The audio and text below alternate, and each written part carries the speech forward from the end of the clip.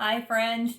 So today I want to make with you a soup. You know I love to make homemade soups. I don't typically think the end of April is soup season, but today this just fell on my lap and so I thought it was just the perfect thing to do today. Last night our church hosted a beast feast, mostly for the men, but ladies went as well. It was for anyone. And they had a meal and my husband and my sons went. My son came up from college and went to it. And at the end of the night they brought home some baked potatoes that were left over.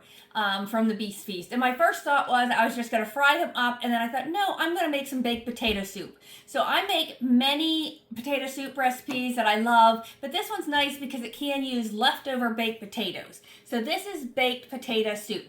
So to start, you want a half cup of instant mashed potato flakes in a bowl, and you want to add 2 cups chicken broth. This, of course, is a quart, and so I will just guess about half of this package here. So we're just going to go ahead and mix the 2 cups chicken broth in with the half cups of potato flakes, and I'm just going to kind of mix that together here.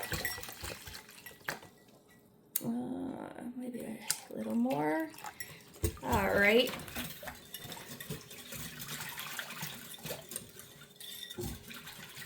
There we go. All right, so now we're going to go over to the stove to finish the rest of this off. Okay. So now I have 1 stick of salted butter in my pan here that I'm just starting to melt down. To that, I'm going to add 1/2 cup all-purpose flour. We're going to add, the recipe says 1 onion. This was a pretty big onion, so I just did a half of an onion. So whatever you want. And we want 3 cups of milk. I have this very full. 3 cups of milk. Okay, so again, that was 1 stick of salted butter, 1/2 cup of flour, 3 cups of milk, and then some fresh chopped onion. So we're just going to mix this together and stir it constantly just till it comes to a boil. All right, guys, so we got that mixture just to where it's starting to boil here. Now I'm going to add diced baked potatoes. Again, these are just leftover baked potatoes.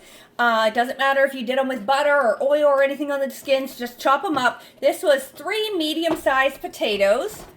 Might not add all of them here. More. All right, and then we're gonna get those stirred in good, and then we're gonna go ahead and add that broth and potato mixture to it. So this is the chicken broth and instant potatoes that we mixed together at the beginning. We'll just stir that in. Okay. Nice and stirred in. I might add a little more milk or chicken broth. It seems a little thick. Yeah, let's add a little more. Let's add a little more milk here. All right. And then you also just want to season it with salt and pepper. So I'll add quite a bit of salt. I know anything potato-y needs a lot of salt. Some pepper. Let's get that all heated through.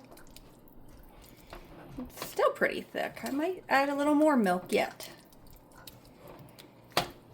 Of course, I just guessed on the chicken broth. I might not have used a whole 2 cups like I should have.